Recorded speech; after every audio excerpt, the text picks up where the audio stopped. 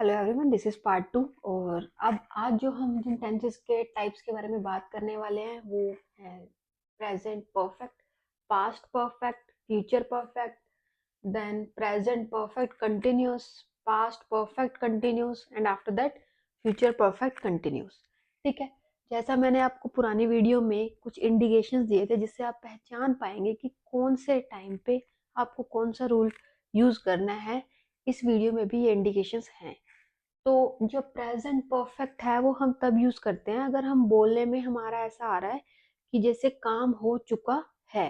जैसे हम ये बोलते हैं कि मेरा काम हो चुका है, तो हम तब प्रेजेंट परफेक्ट यूज करते हैं। इसका स्ट्रक्चर है वो है सब्जेक्ट प्लस हैज या फिर हैव प्लस वर्ब की थर्ड फॉर्म प्लस ऑब्जेक्ट। अगर हमारा सब्जेक्ट सिंगुलर है, अगर हम एक के बारे में बात कर रहे हैं, तो हम क्या यूज करेंगे? हैज। हैज तब यूज करेंगे अगर हमारा सब्जेक्ट क्या है? सिंगुलर। और हैव तब यूज करेंगे जब हमारा सब्जेक्ट है प्लूरल। ओके। और वर्ब्स में भी क्या यूज हो, इसमें क्या यूज होगी? वर्ब की third form plus object. Okay. तो इसका देखो हम एक एग्जांपल से अच्छे से समझते हैं। जैसे subject is here I have I. जैसे मैंने पहले बताया था कि प्रेजेंट टेंस में आई अपने आप को क्या ट्रीट करता है? प्लूरल। तो आई के साथ आएगा हैव।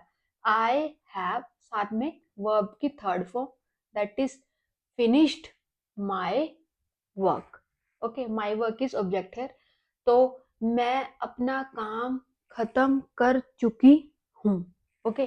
तो I have finished my work. और जैसे वो अपना टास्क कंप्लीट कर चुकी है, वो दैट इज थर्ड पर्सन, तो शी जो है वो सिंगुलर है, इसलिए यहाँ पे क्या है? She has completed the task. वो अपना टास्क कंप्लीट कर चुकी है। ओके। आई होप आपको समझ आ रहा होगा। नाउ पास्ट परफेक्ट मतलब काम हो चुका था। ठीक है। स्ट्रक्चर अब इसमें क्या होता है कि जैसे प्रेजेंट में हैज और हैव होता है, सिंगुलर के साथ हैज यूज करते हैं, प्लूरल के साथ हैव। पास्ट में ना कोई कंफ्यूजन है ही नहीं। पास्ट में हैज हैव का कोई रोल नहीं है, चाहे हम सिंगुलर की बात कर रहे हैं चाहे हम प्लूरल की बात कर रहे हैं, हमने यूज करना है हैड। ओके। साथ में वर्ब की थर्ड फॉर्म प्लस ऑब्जेक्ट, ये हमारा स्ट्रक्चर है। तो यहाँ पे सब्जेक्ट जैसा कि मैंने पहले भी बताया था जिसके बारे में हम बात कर रहे होते हैं। तो I had finished my work, इसकी जो हिंदी है वो क्या बनी? मैं अपना काम खत्म कर चुकी थी। ओके, मैं अपना काम खत्म कर चुकी थी। तो अगर हम फ्यूचर परफेक्ट की बात करें तो उसमें होता है काम हो चुका होगा। ओके। तो इसका स्ट्रक्चर है subject plus will have plus verb की थर्ड फॉर्म प्लस ऑब्जेक्ट। इसमें क्या है, चाहे प्लूरल है चाहे सिंगुलर, हमने ये ही रूल यूज करना है that is she will have completed the task. वो अपना टास्क कंप्लीट कर चुकी होगी। तो ये आपको डेली लाइफ में आपको समझ आ रहा होगा कि जैसे मैंने पहले वीडियो में कहा था कि उसमें भी डेली रूटीन के लिए अलग था हमारा, जो काम अभी एट प्रेजेंट चल रहा था उसके लिए हमारा कंटिन्यूस था, डेली रूटीन के लिए हमारा सिंपल प्रेजेंट था।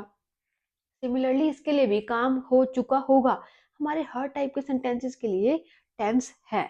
ओके। तो अब इसको हम इन शॉर्ट समझते हैं कि काम हो चुका है तो प्रेजेंट परफेक्ट, काम हो चुका था तो पास्ट परफेक्ट, और काम हो चुका होगा that is future perfect. Rule इसके सिंपल है, तीनों में क्या यूज होगी? वर्ब की थर्ड फॉर्म। जो चेंज है वो सिर्फ इतना है कि इसमें हैज हैव का यूज होता है, हैज सिंगुलर के साथ और हैव प्लूरल के साथ। और पास्ट परफेक्ट में चाहे सिंगुलर है चाहे प्लूरल हैड ही यूज होता है, और फ्यूचर परफेक्ट में विल हैव। ओके। अब हम बात करते हैं प्रेजेंट परफेक्ट कंटिन्यूस की। इसका जो इसमें क्या इंडिकेशन होता है कि काम जो है वो action started in past till continuing, मतलब वो काम जो पहले स्टार्ट हुआ था लेकिन अभी भी चल रहा है। इस टेंस में हम मेजरली सिंस और फोर का यूज करते हैं। ठीक है। सबसे पहले हम स्ट्रक्चर की बात करते हैं that is subject plus has have के साथ बीन प्लस वर्ब के साथ आईएनजी देन ऑब्जेक्ट। इसमें एक चीज मैं आपको फॉर इजी अंडरस्टैंडिंग आपको एक बात बताना चाहूंगी कि जब भी कंटिन्यूस आ जाए ना माइंड, जहां पे भी आपको कंटिन्यूस दिख जाए वहां पे आईएनजी तो आना ही आना है, ठीक है। और जैसे हमने पहले वाले पार्ट 1 में बात की थी कंटिन्यूस टेंसेस के बारे में तीनों के, तो उसमें भी हमने आईएनजी लगाया था और इसमें भी आईएनजी है। इसमें सिर्फ डिफरेंस इतना है क्योंकि परफेक्ट है, तो जैसे परफेक्ट में हैज, हैव, हैड और हैव का, विल हैव का यूज होता है, इसके अंदर भी वही हो रहा है। ये चीज तो सेम है, has have, has have, had had, will have. ING क्यों आ रहा है वर्ब के साथ? क्योंकि कंटिन्यूस है, जहां पे कंटिन्यूस है वहां पे आईएनजी आता ही आता है। और एक चीज और, इसमें सिर्फ जो चेंज है वो ये है कि इसमें बीन ऐड हो गया है, ओके। तो जब बीन आ जाए तो that is perfect continuous tense. और इसको अच्छे से हम डीपली समझते हैं कि प्रेजेंट परफेक्ट कंटिन्यूस तब यूज होता है जब वो काम पहले स्टार्ट हुआ था लेकिन अभी भी कंटिन्यू है। जैसे फॉर एग्जाम्पल, जैसे I have been studying for 2 hours, कि मैं कितने घंटे के लिए पढ़ रही हूँ? 2 घंटे के लिए। जब हमें फिक्स ड्यूरेशन पता हो ना तो तब हम यूज करते हैं फॉर, ठीक है, कि मैं 2 घंटे के लिए पढ़ रही हूँ, ओके। वो लड़की ने शायद 1 घंटे पहले स्टार्ट किया था, अभी 1.5 घंटा हुआ है और अभी वो पढ़ रही है। वो बस 2 घंटे तक आगे पढ़ेगी। तो ये है कि मैं I have been studying for 2 hours, मतलब मैं 2 घंटे के लिए पढ़ रही हूँ। और she has been working since morning. Since का यूज तब होता है कि काम स्टार्ट हुआ था, जैसे मॉर्निंग में स्टार्ट हुआ था लेकिन अभी भी वो कंटिन्यूटी में है। जैसे आपने कई शॉप्स के बाहर देखा होगा सिंस 1998, सिंस 1999। इसका मतलब ये होता है कि ये शॉप तब स्टार्ट हुई थी लेकिन अभी भी ये कंटिन्यूटी में है। तो फॉर का यूज जब हमें फिक्स ड्यूरेशन पता हो, सिंस जब पहले स्टार्ट हुआ था वो अनलिमिटेड, हमें नहीं पता कब तक चलेगा कब तक नहीं, तो इस तरीके से तो सिंस और फॉर का यूज इसमें होता है।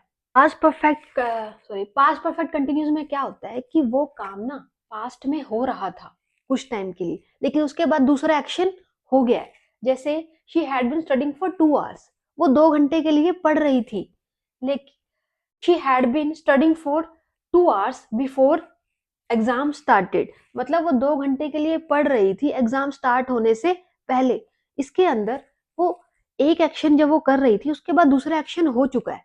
जब ये ऐसे दूसरा एक्शन भी हो चुका हो वहां पे आता है हमारा पास्ट परफेक्ट कंटिन्यूस, ओके।